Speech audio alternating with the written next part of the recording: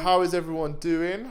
Welcome back to the podcast, guys. Welcome back. How's your week been? How's the start of Feb going? Yeah, it's the first week of Feb. We've got that done. It's the end of the first week of Feb. That's crazy. Yeah. It's been a good week. It's been a fun week. I hope you guys have had a great week as well.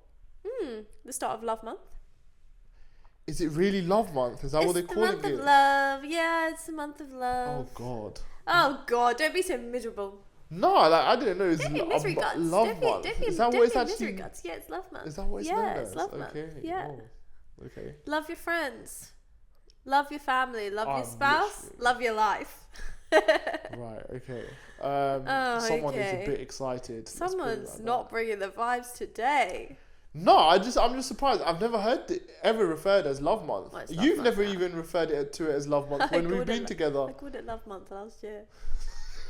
That shows how much I was listening. Oh, tragic. Great, guys. Tragic. Anyway, for any new listeners, you are tuning in to our weekly podcast. My name is Hassan. This is my beautiful wife, Summer. And you are listening to the Summer Lovin Podcast. Okay. Yeah. Busy week. Very busy But actually, before we delve into it, so I was having a thought the other day. This is not anything super original, but I think we were talking about it last week. About how for some actors, it's really difficult for you to imagine them outside of their role if they've been in a big film.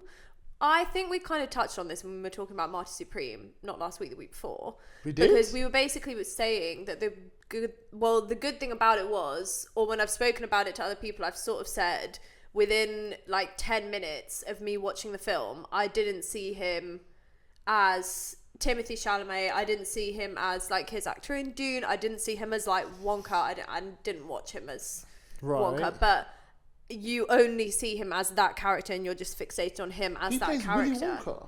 Yeah, he was in the new Wonka movie. Do you not know? Yeah. So I'm thinking of Charlie and the Chocolate Factory. No. And I was thinking, isn't that like Johnny Depp? No. So I was like, what? Oh no, I've not watched that. But basically what we were talking about, or what I wanted to talk about, was actors. So when you're thinking of an actor who's been in a really famous film, how easy is it for you to detach that actor from that role when you see them in something else? Right, okay. And a really good example of this is Ron Weasley. Not even Ron Weasley, Harry Potter. Well, anyone from Harry Potter. Yeah. Apart from Emma. Yeah, apart from Emma Watson. I think apart from Emma. Emma Watson's managed to do such a good job. And I don't really know how, because I think she plays Hermione so well. And to me, like, she is Hermione, but the thing is, she's been in other films and she's been amazing. To be honest, the only one that, like, for me, when I think of Emma Watson, obviously I'll straight go to Hermione, but obviously she played Belle in Beauty and the Beast and Beauty and the Beast, and she was really good. Yeah, she was great. And she played it really, really well. So I would still say I'm like 90% Harry Potter and Hermione. Like, you and if you asked anyone in the public, they'd probably say, "Oh, Emma Watson. What do you think? What's the first thing you think of?" They would say Hermione. Yeah. But you know what? It's mad because there's so many. There's actually, when you deep it, there are so many actors where they are just linked to one character. I think it depends, like, also how long they played that character. I definitely do think, I mean, it's child actors and young actors that it happens to, or that you think of. Because when I was thinking of people, I was thinking of, like, Macaulay Culkin, for example. I can only ever imagine him as Kevin. He didn't act really after the Home Alone movies anyway. But, you know, I can only really imagine him as that. Or Richie. Oh, yeah, he's in that movie as well. But it's playing a similar kind of vibe of character. It's just a more grown-up version. You do have, like, Dylan and Cole Sprouse, and I know that, was it Cole that was in Riverdale, I think? But I just could not take Riverdale seriously, and part of the reason was because he was, I could see was, I think it is Cole who done more of the acting. Yeah. Because he was in Friends as well. Oh yeah, of course. Yeah. So but obviously, you do think Sweet Life straight away. Yeah. Even Brenda Song, London Tipton. And then, I don't know. But then I guess I don't know. Then you've got these actors that are so good, and they just go into different characters and they play different roles and they do it so well. And for me, one person who I think does that really well is Christian Bale. Oh, really? Okay. I think he's so good. Like, he goes into these different roles and he plays it so well. Like, he played Batman really well in the trilogy. Yeah, no, he was amazing at Batman. Hands down, that is the best trilogy ever, in my opinion. But he plays that really well. He played a villain in one of the Marvel movies. Oh, okay. One of the Thor movies, plays it really well as well. And then, what else? He's done loads. I can't think. He was in... He's in one of these other movies. I can't remember. I think it's about the stock markets and stuff like that. No, yeah. I know. He plays that really well. Like, he just does it. I think he just does well. But then it's interesting. Here's actually one thing is, so kind of similar on this topic, right? I feel like you get actors who are like stuck in one role maybe as one character.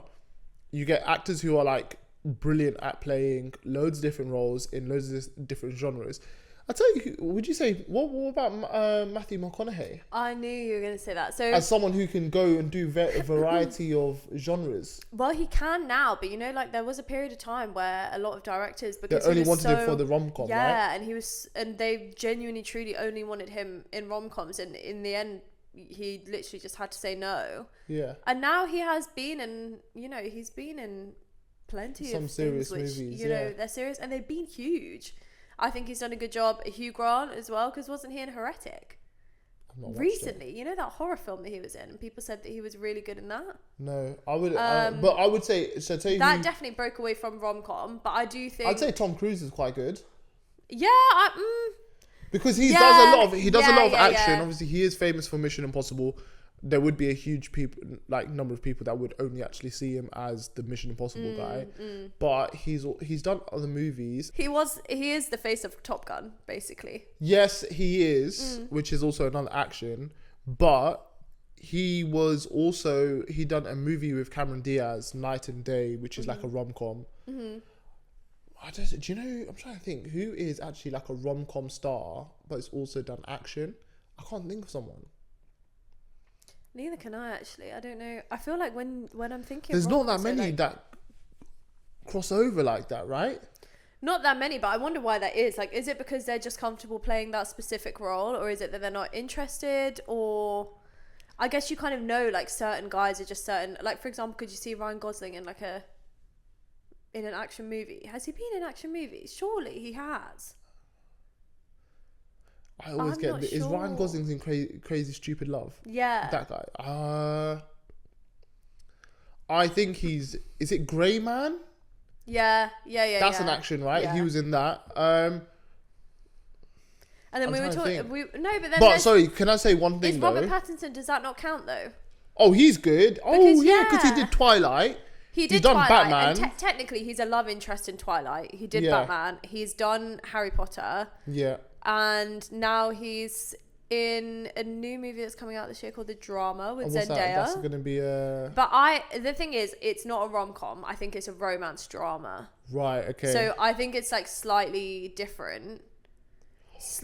Anne Hathaway.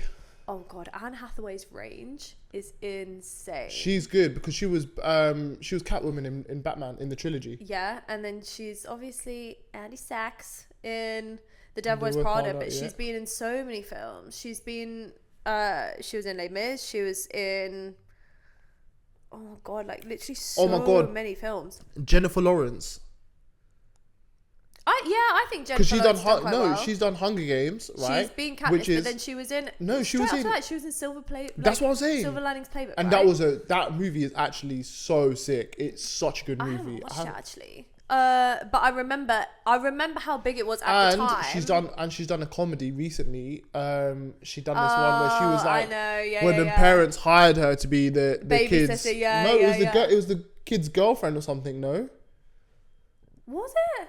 Yeah, they hired her to take him to prom. Oh yeah.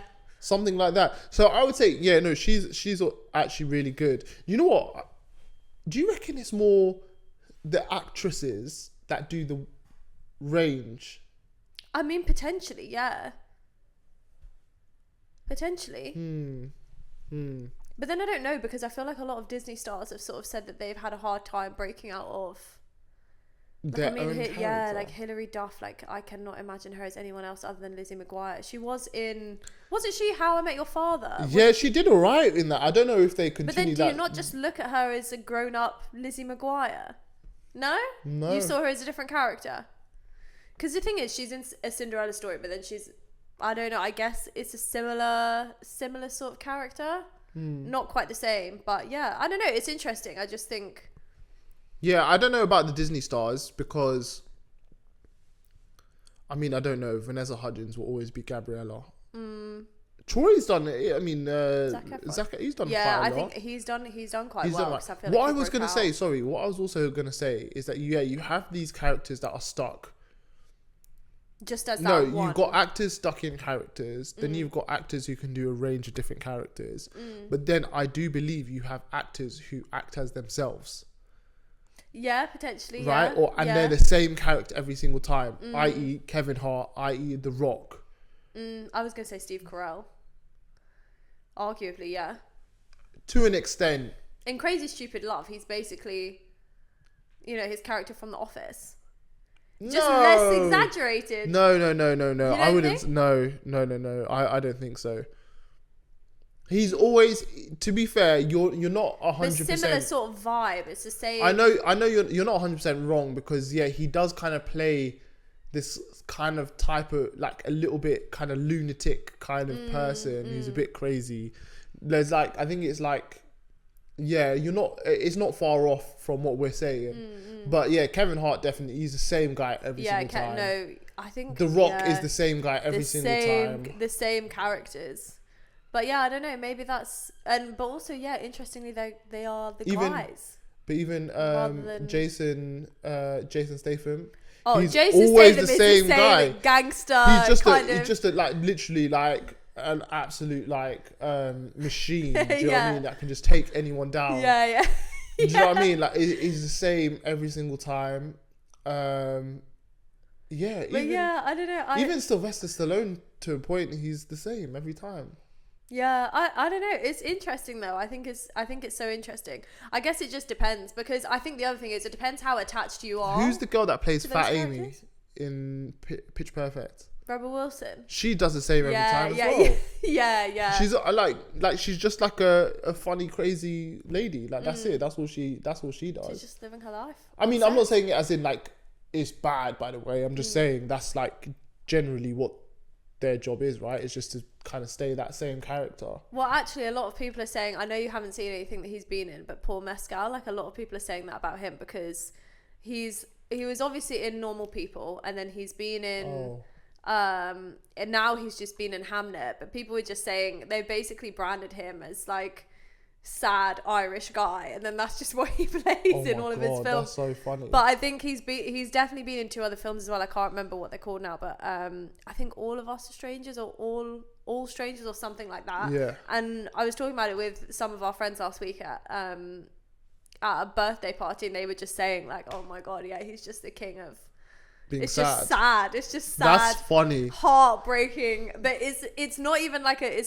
rom-com. It's like, it's that character. It's like, no, it is. It's just interesting. It's going funny, through like, it all the time. It's interesting. Like, I mean, as an actor, if you were like to start out your career and you were to go, what are you trying to do? Would you want to try and get a job or a role where your character is going to be so iconic and that is going to be you and forever? So loved, yeah. Or are you trying to go for do everything and anything, so you're versatile and you can be in loads of movies?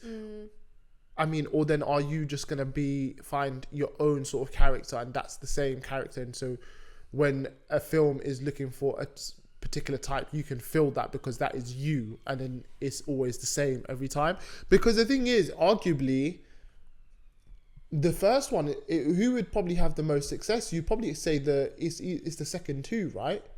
Yeah. If you're versatile and you can go in anything, can be anything, right? That you're looking at, that's what they want. But then I guess the other thing is, if you are just really good at playing one character, and that character's like very likely to come up time and time again, like for Matthew McConaughey being that guy in the rom-coms, it just is like, it's a guaranteed. It just means also that you'll get paid a lot for it because you are the guaranteed version why that film's a hit. So Yeah, I don't know. It's an interesting one. No, I think so. I think it's like quite interesting. I think especially as we're watching more stuff, because I feel like we went through a period where we weren't watching any TV or film or anything, and I feel like now we're getting back into TVs and series. I just think it's so interesting because you're seeing people in their range. But yeah, especially Anne Hathaway's got a lot coming out this year. So Anne Hathaway, but also another guy. I mean, we've not even mentioned him. Is two people as someone who's versatile. One, Leonardo DiCaprio. Yeah. He is so sick. He's done so many different movies, and he's just being so many different people. Many different people. Insane. The other, Will Smith. Oh yeah. If you think about it, Will Smith, he's done the rom-coms, Hitch and stuff like that, and then he's done really deep emotional movies like Pursuit of Happiness, 7 Pounds as well. Oh yeah. And then he's done like the action, like I Am Legend, I Am Robot, Men in Black. Yeah. And they're like also it's just. Would you say he's playing himself? Films. Do you think he's playing the same character in all of these, but just slightly different? No, because in the action movies, he's not playing. Some of them are like really serious. Some of them are really serious. Yeah, actually, I mean, Pursuit of Happiness is so deep. He's not playing that character in another movie. Like, yeah, I don't know. It's, okay. Yeah, but yeah, I don't know. It's cool. No, for sure. Interesting. Okay, so throwing it back to last week. Obviously, we've had a busy week. Yeah. We had quite a nice little date day, didn't we? Yeah. So, I took last Friday off, and so did you. Yes. We've got some annual leave to use up basically by the end of the year, so just taking a couple of Fridays, and we kind of spent the day in West London basically. We had a really nice day, and we had such a nice time. Okay guys, so basically the vibe was we basically really wanted to try Slayer, which is a pizza place that's in Westbourne Grove or near Westbourne Grove area. We'd been there before, and the day that we went, they basically sold out of the pizza. I think they were also closing up for an hour before they get ready for their evening. So basically we kind of had that on our list of places to go to, and then we also wanted to go to Fable and Falcon, which is a bookshop. But let's just talk about Slayer first, because that's where we went first. I mean, also another thing is that we did vlog the day. Yeah, we did, which is something cool. I mean, it was the first time we'd spoken about it. We kind of wanted to do a little vlog, and then we weren't sure like if we should set up a new channel and then do vlogs, and we were like, nah, we don't really want to create a new channel and put out vlogs just in case like it is something we're not doing regularly. So we thought we'd upload it on this channel on YouTube on our podcast channel, and we put it out, and so far people seem to have enjoyed it. So yeah guys, so if any of you guys haven't seen it yet, it's like a little mini vlog, but it's up on the channel. You'll basically just hear us yap about it now, but if you want to go and see for yourselves and get all the visuals and everything, it's up now. But basically Slayer is like a New York style pizza place. And yeah, I've seen and heard like a lot about it. Do you know what? It's just one of those, it just popped up. It's one of those things for me personally, it's popped up, but it's not really like it's just there, we need to try it, if that makes sense. So it was kind of nice. Been in and we hadn't managed to go that day, I think. Also, I don't know, guys, let me know if you guys are like this as well, right? Because I'm personally like this. I think you're 50-50 like this, in a sense where it's like trying new places is hard. I find it hard because like I like New York style pizza. Alley Cats is so good. Yeah. But then, don't get me wrong, like I was happy to try it, but I feel like sometimes when there's like an option there which I already know is good, I'd rather go to the option I already know is good than trying something else. So that's why I feel like when Slayer was popping up to me, it was like, oh yeah, maybe one day we'll try it. Like, because obviously I'm not in a rush because I know I've got a wicked New York style pizza place around, like, you know, close to us. I think it depends like what the trade-off is, because I think we went for lunch, and lunch is quite like a nice time to try something. Yeah, true. Because you're not going for breakfast or for brunch where, I don't know, you're really desperate for a coffee, or you're really desperate for like a good big breakfast. It's not a sweet treat after a run. Do you know what I mean? It's not a big deal. And I think dinner for me is a bit too big of a trade-off, because we went somewhere recently where we thought the food was going to be great, and it ended up being mid. So what was that? Gunpowder. Yeah. No, do you know what the thing is? Gunpowder was so that we actually had a date night kind of thing. We went to a place called Gunpowder. Going off topic a little bit here, but we went to it, and it was basically the reason. We'd heard of it previously. We wanted to try it, and then they had this special offer for their 10-year anniversary. And what they were doing is they set the prices back to what it was in 2016, which was quite cool. Crazy, yeah, really cool. But we went, and the thing is, they had really good dishes, but there were some dishes which sounded wow, and then we tried it, and it was just like, oh, this is quite nice, if that makes sense. But they did have some good bits which were really, really nice. The chili cheese bread was unbelievable. The chili cheese bread was really good. The chops were really nice. Yeah, the chops were really good. The chop bombs were nice, I thought. Oh, really the bani puri, right? Yeah. No, that was really good. That was good. And do you know what I really liked? Really nice. Was the bani that they gave with it. Oh, yeah. That was normally like the bani is like, obviously, I feel like when you have that, so for anyone who doesn't know, bani puri is like you get, it's a ball, but it's like kind of made out of like a crisp kind of. Yeah, so it's like hollow. So yeah, it's hollow. It's like a hollow. It's a hollow. It is like a crisp, isn't it? That's the best way to describe it. It's super, super thin. Imagine flaky. like a sapphire made of crisps, right? yeah. Right. I don't know. I'm trying to think of a way. And then inside there, you crack a hole in the top and you fill it with like a potato stuffing.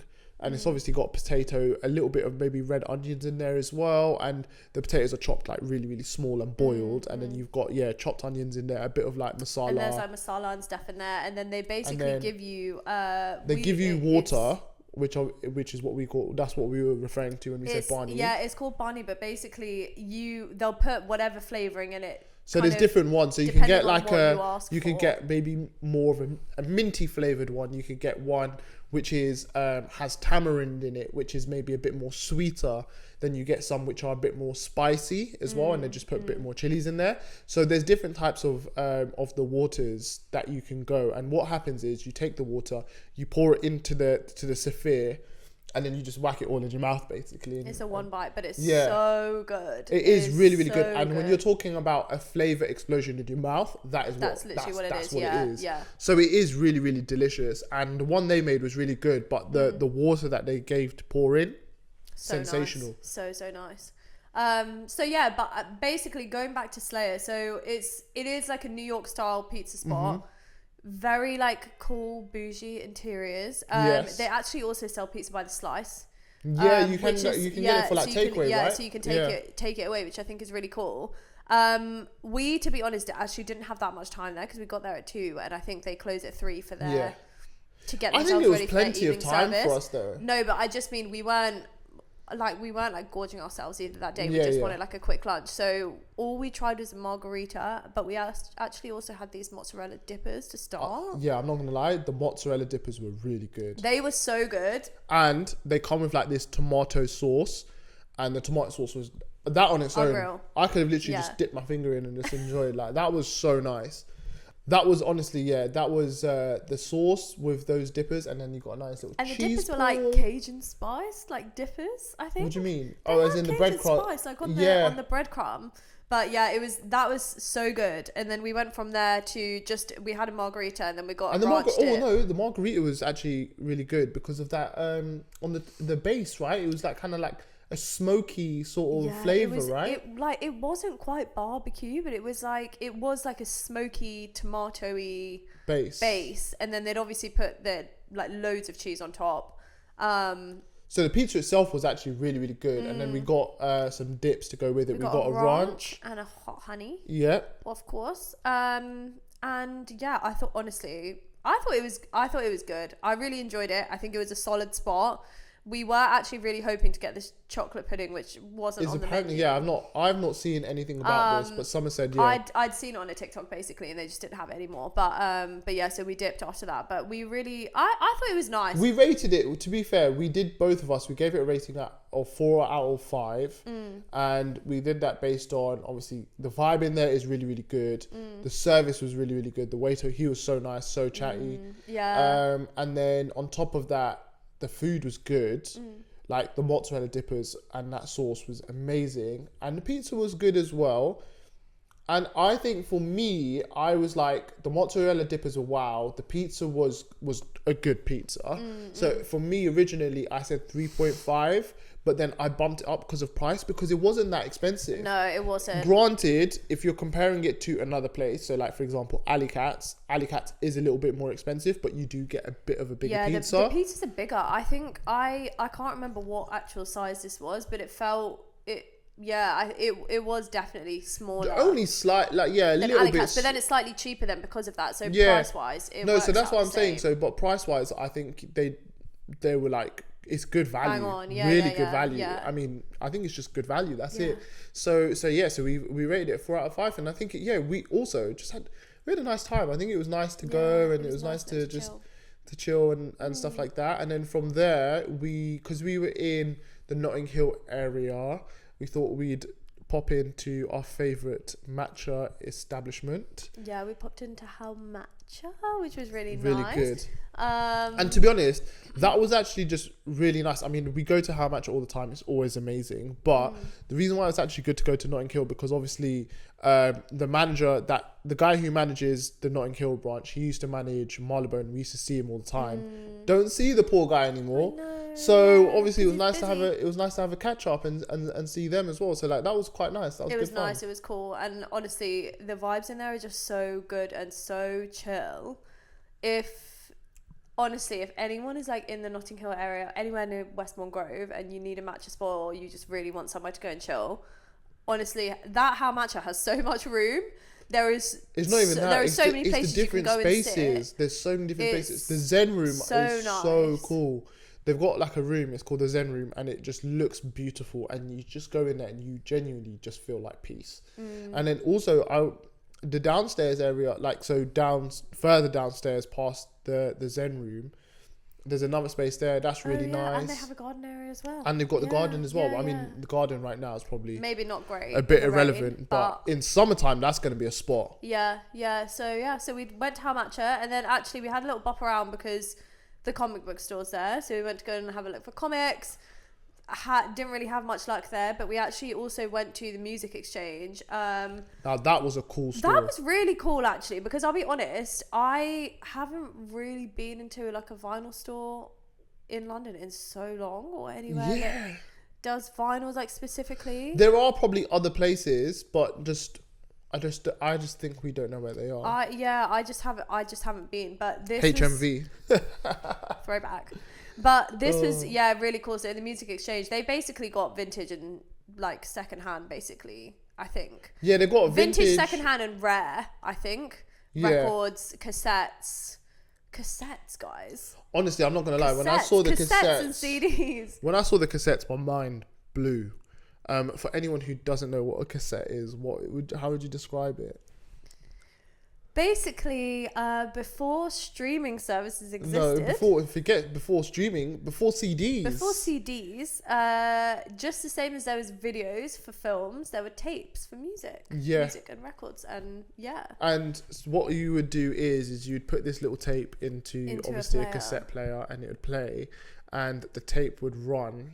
And so it would start off on one side really fat and chunky, and the other side small, and then obviously it's reading it, and it's this side, then the right side would get really big, and obviously the left side, because it's being played through, would get really, really small. And then what you'd have to do is you take it out, and then you'd have to put a little pencil or something in there to wind it back. Imagine if you just wanted to listen to one track again. There was no repeat. You just have to wind it back. There was literally no repeat. You'd actually have to You'd actually have to wind it back. Because the problem, or even when you're pressing rewind, what it's doing, it is doing it really quickly. It's doing it. It's like rewinding it. So you didn't have to do it by hand. You could, but then to be honest, what you're doing is you're then having to listen to that noise. So you'd have to take the cassette out, put the next one in, and then wheel that one back up. It's crazy. Like that is actually, whereas like now, or you're just tapping. You're just tapping away. Because even to be honest, when people went from tapes to CDs, you're just pressing a button. But the funny thing I actually think with CD was, when you can tell that it's just being used so much, and you can tell it's just scratching, and it's just like it's just making that little noise. Or even like if you were rewinding it, like right to the beginning, you could hear the CD or when you press play, sorry, you can hear the CD spinning. You can actually hear it whirring just before it starts playing. Yeah, crazy. So we went into the music exchange. They did actually also have CDs, really by cool the way. stuff. They had CDs as well. Yeah. But it was just when I saw the cassettes, I was like, wow. And you know what the mad thing is? If you think about it from like our gen, right? We've seen cassettes go into CDs, go into, before even streaming, go into MP3s and go onto the iPods and all of that, and iPod Nano, iPod Shuffle, etc. And then then it went from there, it went straight into obviously streaming and all of that, and Spotify, etc. But like, can you imagine like our parents, they had cassettes for ages. That's what they did, right? Yeah.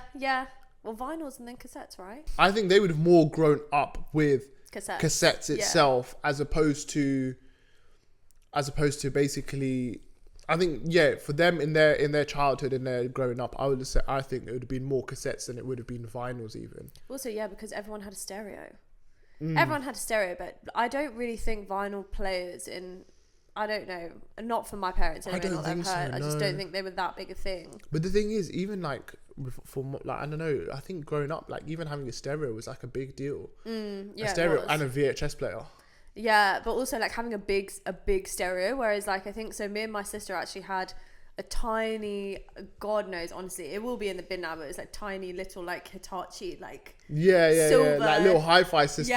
CD player. It was tiny and it was just in the corner on the desk. And then you put the CD in at the top and you got to put it down. And then you put it down and obviously you can hear it whirring. But we used to make so many mixtapes and all of whatever we wanted. No, do you know what? That was like CDs the sick. You could burn them onto your laptop, select the songs, then get blank CDs, fill it up with whatever songs you wanted. And then have different CDs for different moods. It's like obviously having different playlists, but you're actually making it like physically. Yeah, crazy. I feel like it just used to be like such a big effort. No, it was, get it and to just do but it. It was but fun, it was though. So much fun, yeah. It was and also so much fun. You'd be so buzzing to just listen to it for the first time because there's no shuffle, there's no nothing. So you've literally curated you could it do in repeat, that order. Though. You could do repeat. I'm pretty sure. No, you could do repeat, but the point was for one song you just flow like one song to the other. You can't mix that 10 tracks up. What do you mean? So let's say if you burn onto a CD like 10 songs, and let's say your first song's like Destiny's Child, and then the next one's Eminem, and then the next one's Beyonce or whatever. No, yeah. It can only go in that. So in that order. Have to create the order. Yeah. So it is literally it's you've curated that playlist. No, and you gotta you had to do it like properly. As well. I remember, and then I used to make. You gotta have the right vibe song going into the next vibe song. Like you can't. Something honestly, crazy, and then it's like slow jam. Yeah, like you're literally, especially like when you're like going in the car on a journey or whatever. You gotta get. There's a lot more responsibility. Yeah, definitely. Do you know what I mean? Because it was that or that's it. Yeah. But then the thing is, it's crazy because you could make loads of CDs and then you could just put in whichever ones you wanted. Yeah, but it's just put it in like it was good. It was that was fun, man. Yeah, crazy.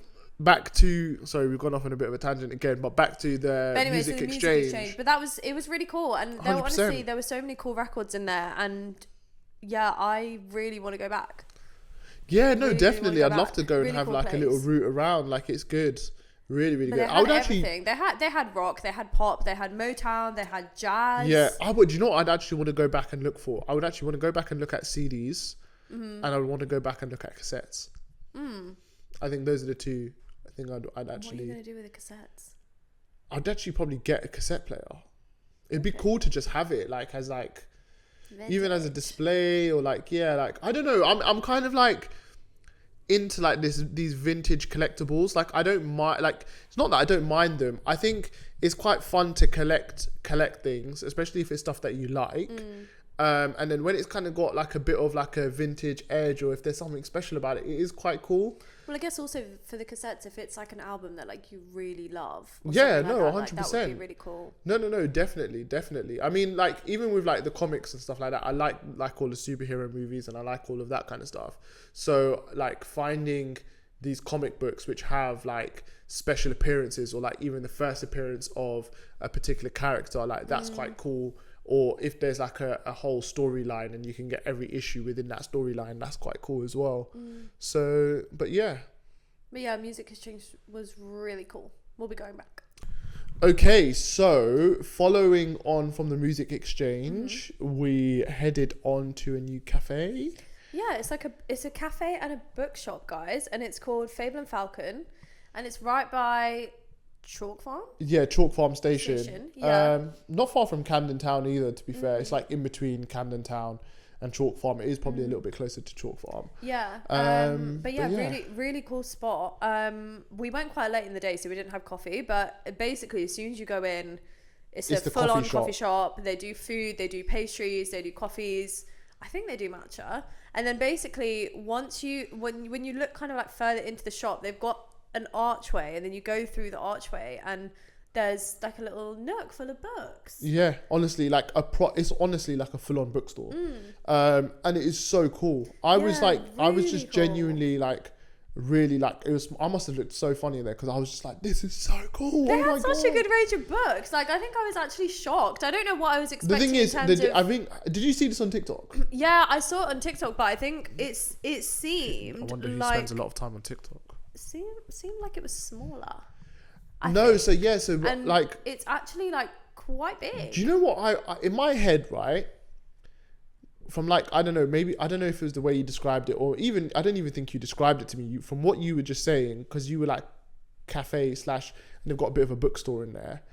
In my head, I was thinking there's going to be one bookcase, kind of like what we've got, just one, maybe two of those with books on there, and you could have a little browse and you can pick. Yeah. But it was a full-on room, which is obviously I mean, that's what a bookshop is, right? It's a room full of books, but that's literally what they had. And then it wasn't, I also had a feeling like, I don't know why, but I just thought there were just going to be like rogue shouts and all of these like classic stuff, but like they had like sick guys, books. They did have classics as well. It wasn't just rogue reads. No, like, you know, like sometimes you kind of go to like, let's say if you like, sometimes you might go to a cafe, right?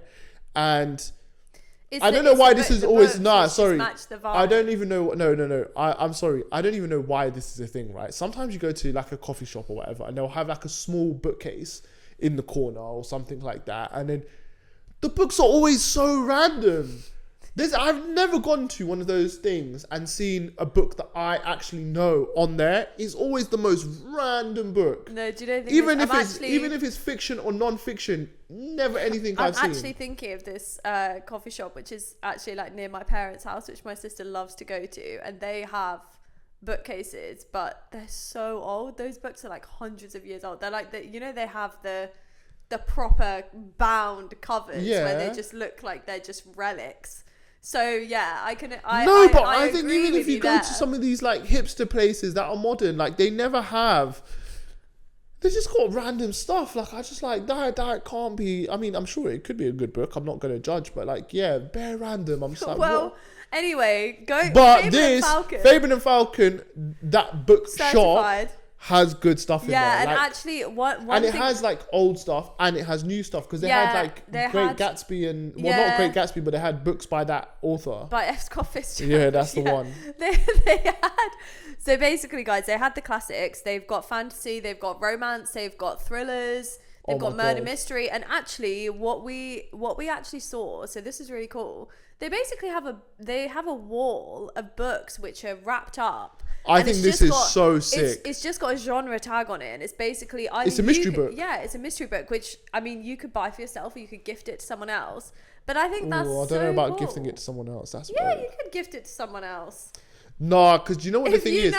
No. Do you know what it is? I couldn't gift. I wouldn't. I would buy that for you. I would buy it for you. I would buy it for myself. I would not buy it for a stranger. Not a stranger. I wouldn't buy it for a friend. I think I'd buy it for a friend who's like a reader. Nah. Because there's two things, right? Not even two things. There's one thing. They might already have the book. That's one. Nah, that's. But obviously, you're never gonna know because it's a mystery book, right? But the thing is if I gave that to someone, and they hated it, and they opened it and it was like the worst book, or it would nah, man. No. It But would. you've got to trust Fable and Falcon. No, I think it's a brilliant concept. Like basically, yeah. So it is just a wrapped book in wrapping paper with a nice little bow, and then they write down what the genre is. On the tag, it's just the genre, and then obviously you pay. You buy it. Pay I don't know how. flat I rate actually or don't even know whatever how it much is. they are. Yeah, no, but I'm I don't assuming know. it'd be a tenner. Yeah. So you'd buy it, and then obviously you get to unwrap it, and then you read it, right? But obviously, yeah, it is. I just thought that was a really. I think cool it's really concept. cool. Do you know, this actually kind of reminds me of this is tiny segue, but basically I know that there are book mail clubs where basically you'll get sent. You can pick. There's a girl that I actually have seen on TikTok, and she does This sounds cool. fiction. You can pick fiction or non-fiction. She actually picked both. So every single month she's getting a fiction book But is it and random? a non-fiction. Yeah, it's Nah, random. I can't. Yeah. Do you know what? That's too far. I thought it was gonna be like a book club. Okay. A book club where you subscribe, you pay money, and then they pick a book. Because usually when I feel like with book clubs, I could be wrong. Know the vibe. I could be wrong. I feel like with book clubs, you generally have someone in charge who is selecting a book for you all to read, and then that person is someone entrusted, so they're not going to pick something dead, right? And even if they do, it's an accident. Where were we talking about this the other day? Because What? I said this year, Yeah. I'm just going to read for fun and I'm not going to force myself to finish a book. And you were like, no, well, that's not good. Yeah, no. That is not. You should read to the end even if you're not enjoying it. And now you're just saying, what if it's dead? Well, no, you'd still have to finish it because you've got to chat to these people about it. What are you talking about? You can't sit there and go, I don't know, I didn't finish it, it was dead. Like, you can't do that. You've got to finish it and have the discussion. Yeah, but you just said that you wouldn't want to read the book if the book's dead. Not wanting to read it and reading it are two different things, okay? If I went to a book club, let's say this book club was hosted by yourself, right? And you're doing all the research and you're selecting books. I know you're going to select good books. Whether it's a thriller, whether it's a fantasy or whatever, you're going to choose good books. However, there are circumstances where you might pick a stinker, right? And if you pick that stinker and you select it, we've all got to read it, because what do you mean? We're going to have to speak about it. So what I'm going to have to suffer, and I would probably let you know, like in the good book club, hey, this one, stinky, but it's fine. Well, we'll discuss it. Discuss the topics. I don't recommend stinky books, so that's the end of that. I don't know about that. That is the end of I don't know that, about guys. that. Don't know about that. Anyway, but that was Fable and Falcon. Oh, we're on tangent 6 today. Yeah. But we basically, honestly, I think it's so cool, and it's such a Oh no, there was also one other thing which was quite cool. Is they had a signing book.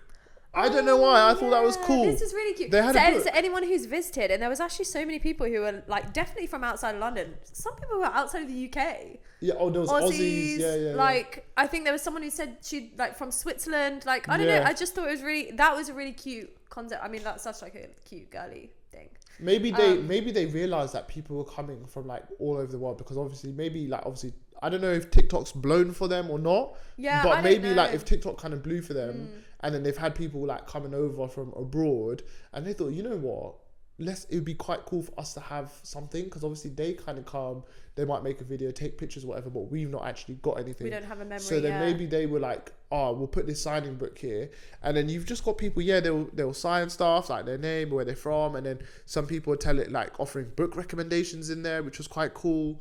I don't know, I thought that was quite cute. Yeah, no, I thought it was really cool. But yeah, that's Fable and Falcon, and that was our day basically. But yeah, I think Fable and Falcon. Oh, I actually came home with a book. Oh yeah, what did you get? It's called James, I think. Oh, James Percival. Yeah, James Percival. Yeah. We're looking at our bookcase. Yeah, to try I and can't find see it in the bookshelf now. But it's called. Hold on. It's called James. Give it to me. Okay, so it's James by Percival Everett. So I've actually just finished another book this weekend. So this is I gonna don't be even know my if you read next. that book. I'll be so This is real. gonna be my next read. She started on Thursday and finished it on Saturday. She didn't read that. There's no way. Yeah, I did. I'm going to read it and I'm going to question. Well, yeah, don't worry about it. Anyway, go on. Okay, so you've got this one. It was on your list. Yeah, this has been on my list. Highly recommended. This has been on my list for a while, and I've got a question. Have you ever been recommended a stinker? No, but I've seen a lot of people recommend a book that I absolutely hate. Which one? Hated. This is like a controversial opinion, okay? Definitely a controversial opinion from girls, because a lot of girls recommend this book. Okay, go on. I don't want the reading community to cancel me, but basically, just go on. There's an author called Dolly Alderton, and she wrote Everything I Know About Love. It turns out she knows nothing about love. It's not that. I read it. Sorry. I feel like the vibe it gives is like girls in their 20s, okay? So I read it when I was like in my early 20s and I just didn't enjoy it. I didn't like it. I've seen Is it a other storybook? No, it's basically it's her self-help. No, it's kind of like semi-autobiographical, but it's obviously talking about her. Yeah, it's like talking about her relationship with her best friend and at a specific period of her life. I didn't like it. Okay, fairs. That's kind of like all I'm going to say about it. But yeah, but people literally will recommend it as if it's like their top.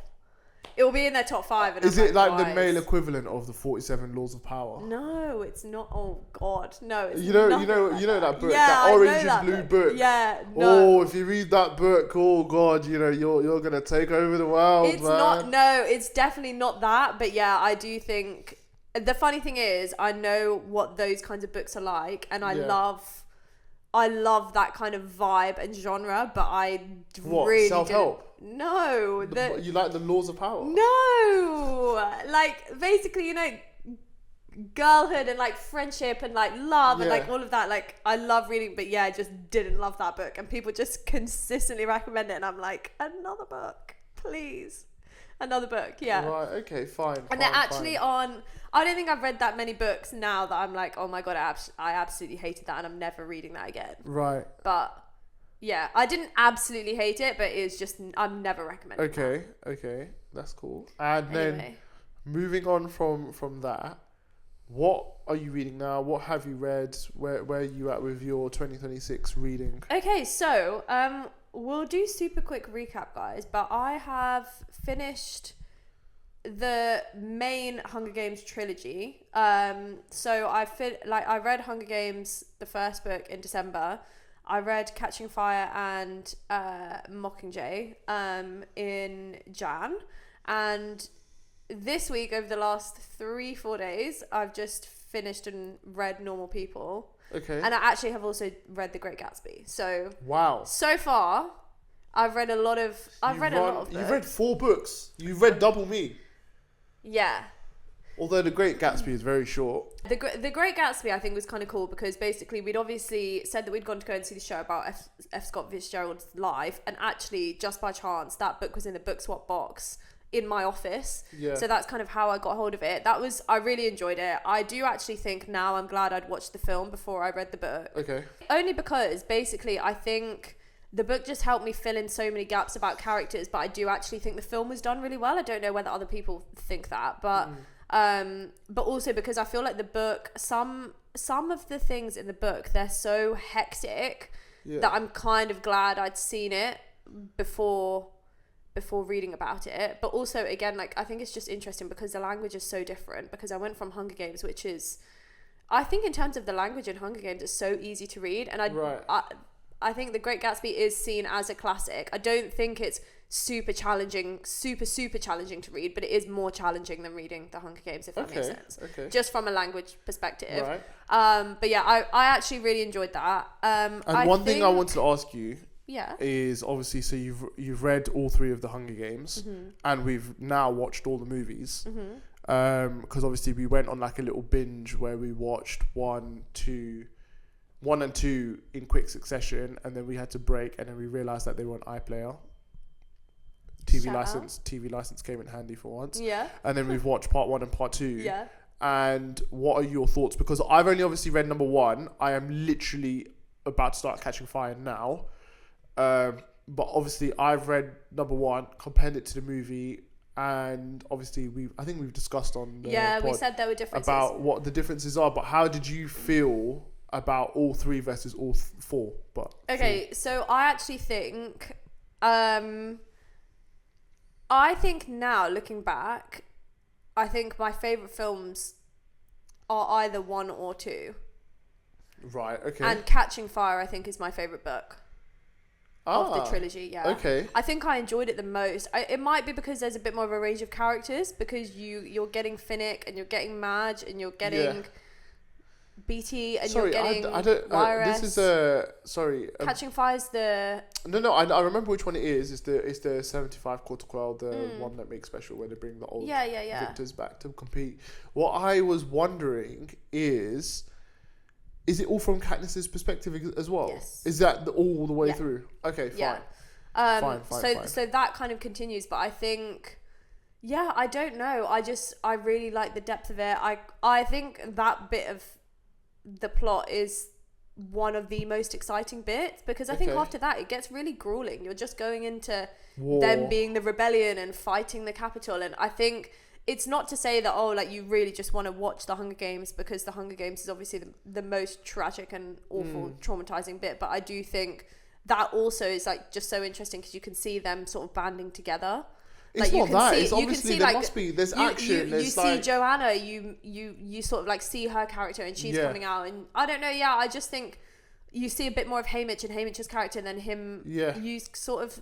You're going to read it now, so I guess you'll sort of see it. But you see him also interacting with other victors that he knows. For example, because obviously he's known them for years and years and years. Because he's been a victor himself. Yeah. No, so I think I do get what you mean. You get more of Effie, Effie, and you get more of all of that crew. You get so much more of Sinner. I think, I don't know. I think he dies at the end of that as well, doesn't he? Yeah, that must be really sad. Yeah, but I think I do understand. I think in general, I think I've definitely already said this, but I just love Suzanne Collins as an author. So easy to read. The depth of the books is incredible. Her writing's incredible. I think it again lets you back into Katniss's head, into her brain, what's going on, and I think. The movies obviously cannot tell you that story. The movies are, the movies are an accessory to the book. So they're just meant to help you visualize what you've read. I think the movies are really good. I think they're so great, but I feel like the movie tells the story and the books tell Katniss's story. Yeah. Yeah. That's how I would describe it, which sounds kind of obvious, but I think it's true. I think it's the best way to describe it, but yeah, I'm looking forward to that. Catching Fire, I've got next. And then... One thing I will say about Mockingjay, by the way, is because obviously we watched it. That scene where Snow is in the greenhouse and Katniss goes in. Yeah. That, in the book... is way better. No, is exactly how it is in the film. Oh, really? I think they translated that part so well. Okay. So well. So I thought... Yeah. I thought that was really well done. I do think also in Mockingjay, obviously you've got Finnick dying and you've got Peter sort of having trouble when he's kind of do they depict that in the book quite well? Yeah, and I think they do that really well in the book. Yeah, I think it's done really well. Awesome. So that was that, and then and I've read Normal People. The thing is now, actually, what I was saying is going to be quite nice. I'm going to be reading something which I know nothing about, because The Hunger Games, I'd seen both of them. I've seen The Great Gatsby, and I've watched Normal People, and I read Normal People this weekend. And so what's next? Are you doing James? It's going to be James, yeah. Okay, fine. I was going to read your thriller, but I'm going to read James first. Oh. Yeah. So that's what I've read. I've read a book called Magpie. Yeah, I was going to say, let's have your update. Yeah, so for me, obviously my goal was 2 books a month. Mm-hmm. I read Hunger Games 1 in, obviously, so I don't know why I said Hunger Games 1, but it's the first Hunger Games book. In Jan. Yeah. And then obviously I was a bit behind, and then I started a book called Magpie, which I finished on the weekend as well. So I've kind of caught up now, because I can easily do... Now I'm in a bit of a rhythm. I can easily do 2 more books in Feb. Yeah. But yeah, Magpie, I wanted to read a thriller, a page-turner. I got it recommended from the lovely lady in Queen's Park Books, one of our favourite bookstores. Mm-hmm. And yeah, she said it was a good page-turner. And honestly... What's your rating of it, by the way?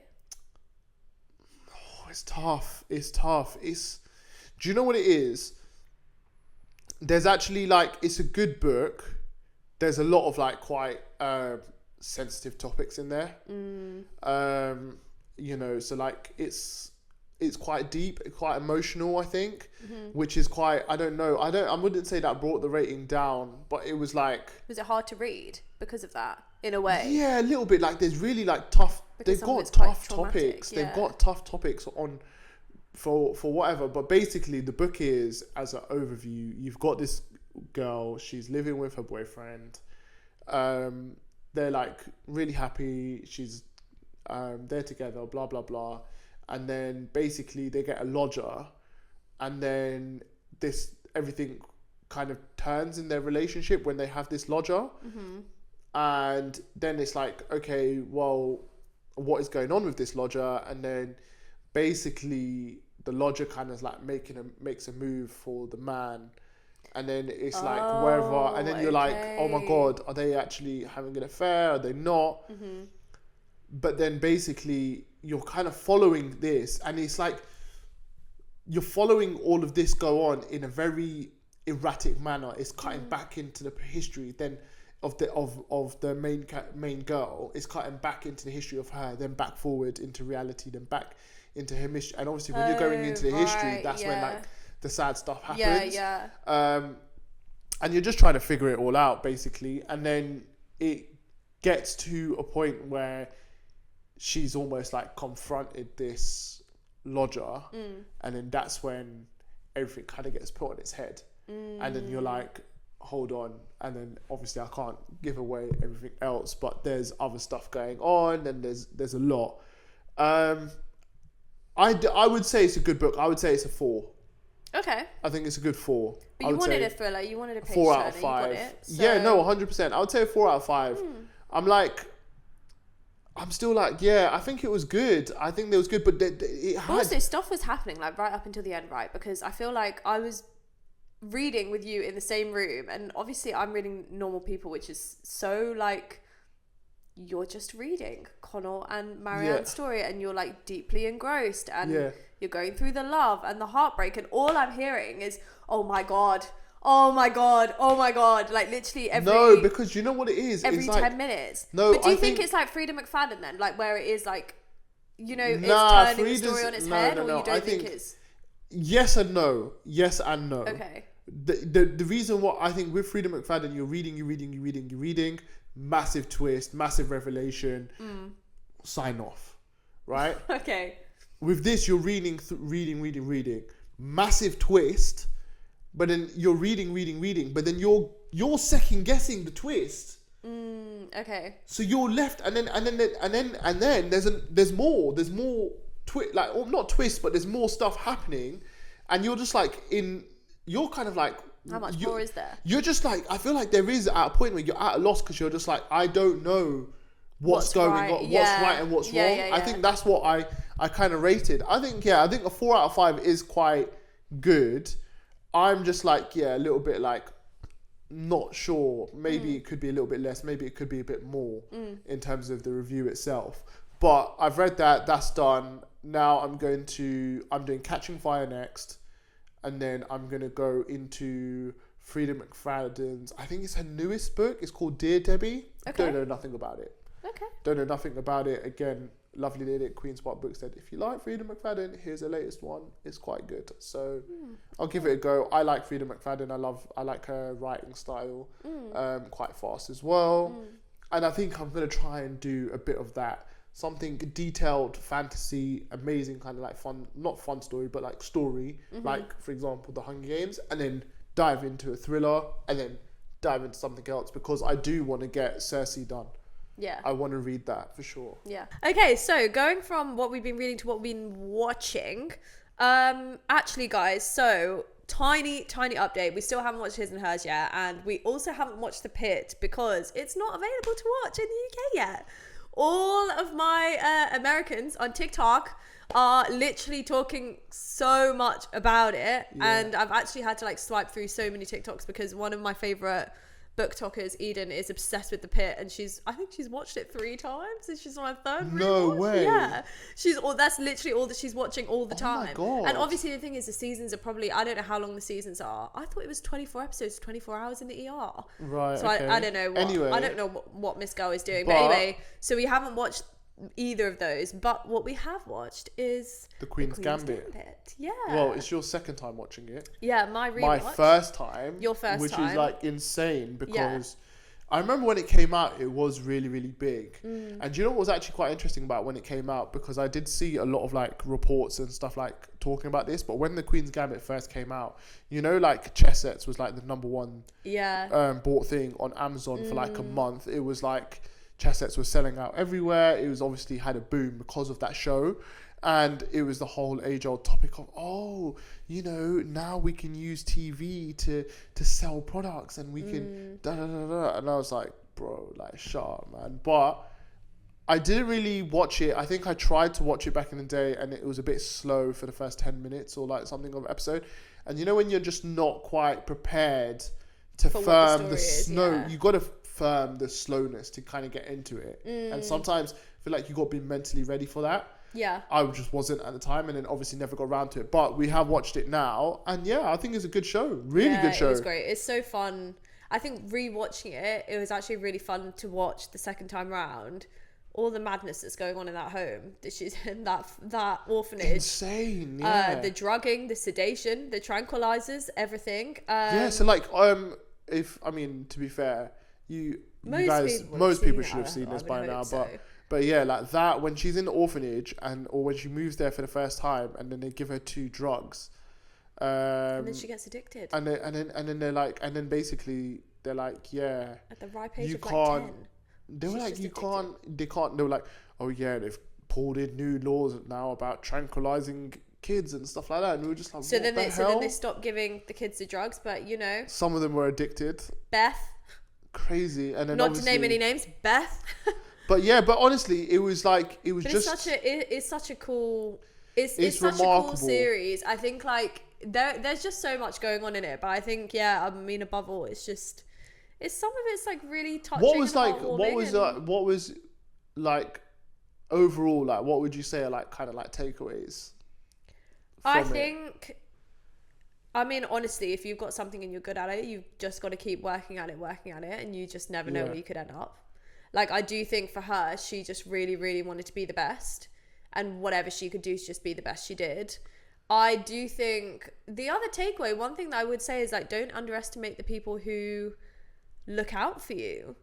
Like, I think definitely rewatching it, I feel like the first time you watch it, you're so wrapped up in her story that I feel like you just don't really think about what else is going on around her. And this second time round, you kind of look at Mr. Scheibel, the janitor who teaches her how to play chess. You've got Jolene, her best friend in the orphanage, who pops up when she's going through her nervous breakdown. Then you've got Benny, you've got the twins that have been with her through all the chess competitions.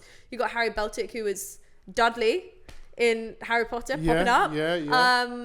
And then she kind of collects people that kind of support her right at the end when she's in her most high pressure moment just before she becomes world champ. And I just thought that bit was really cool because I think she's just so effortlessly cool and really intelligent, and her character is just hilarious because I'm not gonna lie, she's so socially awkward. No, 100%. I mean, one thing which I was like obviously like really quite when I watched it and I was thinking, because like I think for her, whenever she got to these big finals, these big moments, she would press self-destruct. Oh yeah. And I think a lot of it was to do with fear. And I think what you've got to do, obviously what you learn from it, is that you've just got to just do it, and you've got to do it properly, and you've got to be fearless. If you allow yourself to self-destruct, you're never going to get anywhere. And I think that was one thing which was like quite impressive and fun to watch. And I think another one was obviously, were you looking at all the chess moves? No, I was saying the other part was again like what you said about, you know, like the underrated people, but like valuing people that aren't necessarily like your blood, if that makes sense. Because obviously she's so fixated on she's obviously she's Understandably, had a mum because- who's obviously who basically committed suicide because she wasn't very well, and then her biological dad was just not interested in her, abandoned her, and then obviously she was adopted and by two people, and then one again a mother who was basically a drunk, not really having a really hard time mentally, and then felt like she was really stuck, and then an adopted father who who again give a heck. didn't care, wasn't involved, not bothered about her. So I think she really was like, I think she really just felt like, I've got no one. It actually turns and out I think it you've was, got I a think, group of people who just and really care I think about she you. felt like that for a long time, and she couldn't see like the goodness she had from those boys, like the American boys, and then obviously Jolene, and then obviously that janitor who, and it's sad because she didn't, with Jolene and the janitor, she didn't keep in contact with them. Yeah, the Right, thing but is, I guess they loved her so much, and they which is crazy. They followed her whole career. Yeah, you when know? that scene when she goes back to the orphanage and then she goes back down to the cellar, and then she sees that whole wall which Mr. Scheibel has put all of her pictures and all of the columns that were written about her, and her chest review cover and everything.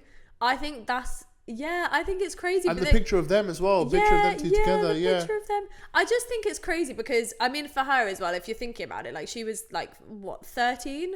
Yeah. When she was adopted. In those times, how were you going to keep in touch with those people? She wrote to the orphanage once to ask Mrs. Scheibel for the $10, money, which she never gave back to him. It was...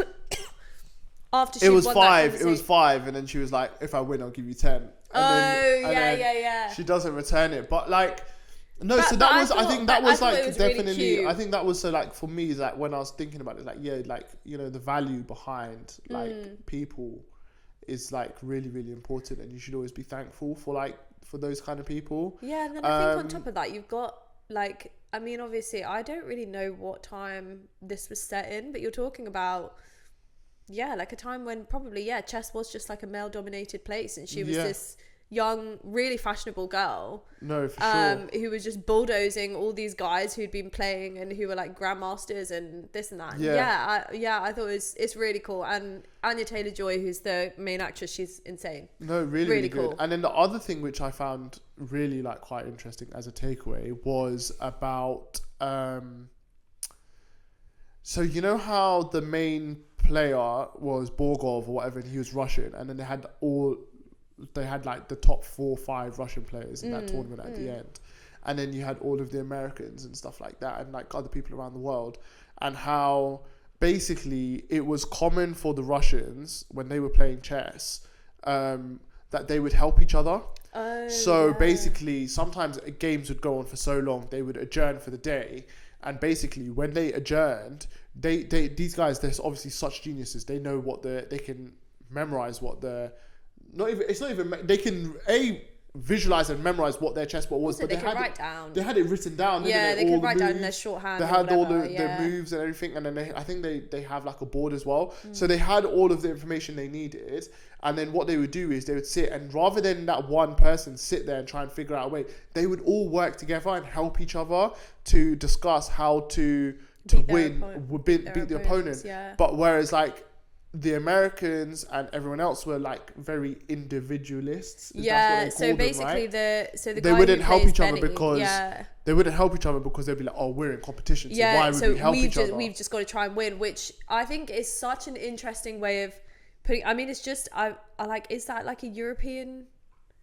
It's a Western point of view, isn't it? Basically, I don't know. I just find it really interesting because the thing is, and it's true. You are like, the thing is, you are sometimes so fixated in competition, but you're just you've wrapped got up to, in yourself. You are like, I don't know. The thing is, it's interesting because I've to be honest, sports wise, when it comes to sports growing up, I've only played team-based sports. I've played cricket, team-based. You play football, team-based. So you can't be an individualist in that kind of sport because you need your teammates, right? But as I don't know, like, it's quite interesting.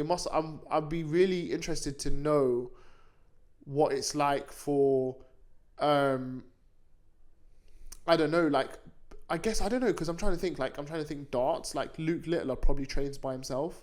Yeah, he probably doesn't train with other pros. You're talking about like sports that are strategic are a bit different to like physical and endurance sports. Like you're not going to have, like, for example, you're going to have a sprinter, but like really you've got two completely different bodies. How much really can you train your no? But then if you look at it like no, but if you think about it, like all the Kenyans will probably train together. Oh yeah, 100%. Yeah. But they do it. They help each other because I know someone who's actually training in Kenya right now, NIP 10, and he was running with this guy, and basically he is obviously super quick, and he's definitely like could run a marathon and place in the top 10. Yeah. Right? But what he's doing is he's pacing the women's, and he's helping them break records and achieve. Right? So there are obviously elements where you help each other in the individual. It's interesting. But I guess specifically from like a sports point of view, or specifically from, I don't know, because I guess like you're talking about a competition of like intelligence.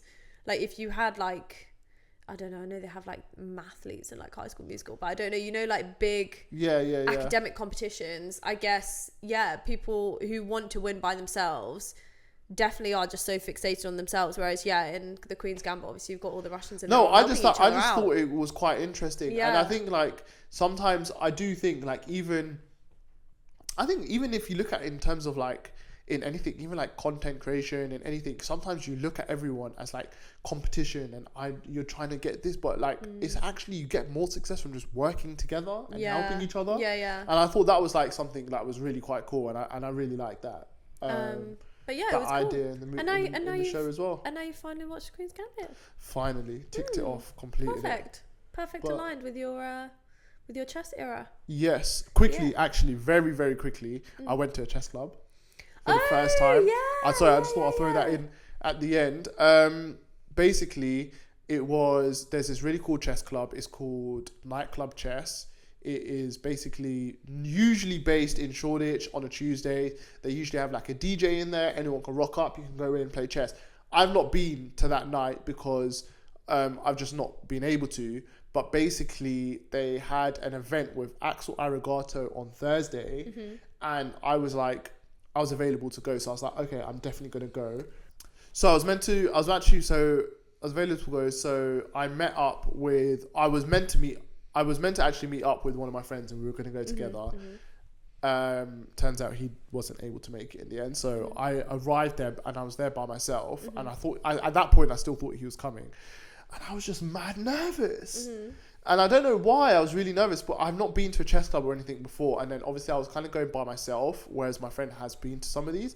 But yeah, I don't know. It was just really nervous and really like, oh my God, like, I wasn't sure.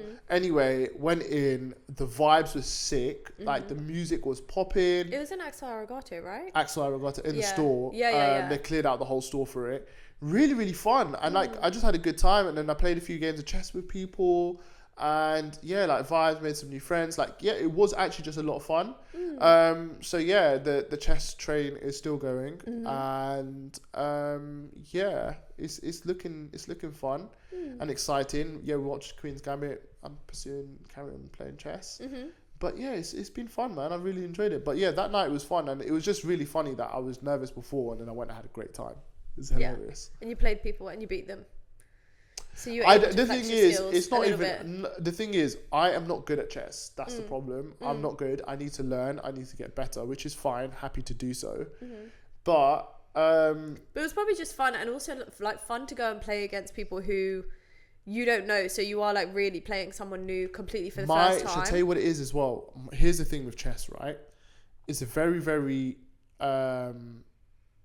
tactical. There's the like game. It's very hard. Like I would say, it's a hard game in general, right? And the thing is, you will be able to play like some people who are geniuses, i.e., my brother. My brother is ridiculous at chess.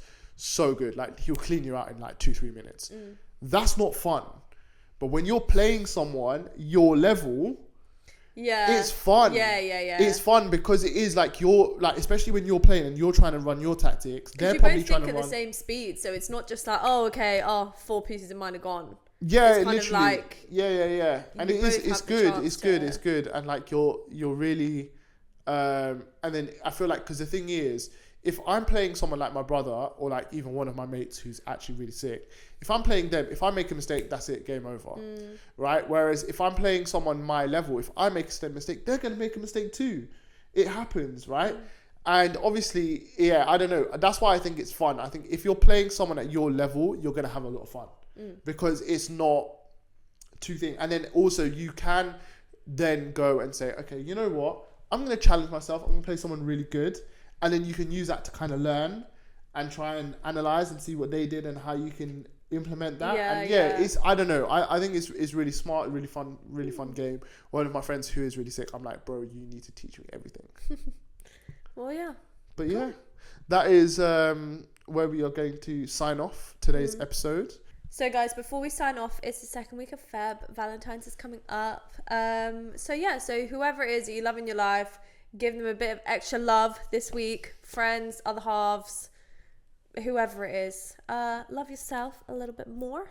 And we'll just sign off with that. No, defo. I hope you guys have a fantastic week. Please be sure to hit the subscribe button, hit the thumbs up, hit the like. I'm also going to try my hardest to get us back on Spotify as well. So we'll be vibing on Spotify, vibing on YouTube. Yeah, share the pod with anyone you know. Yeah, share it to people. And yeah, we will see you same time next week for a Valentine's Day special. And take care. Bye-bye. Bye, guys.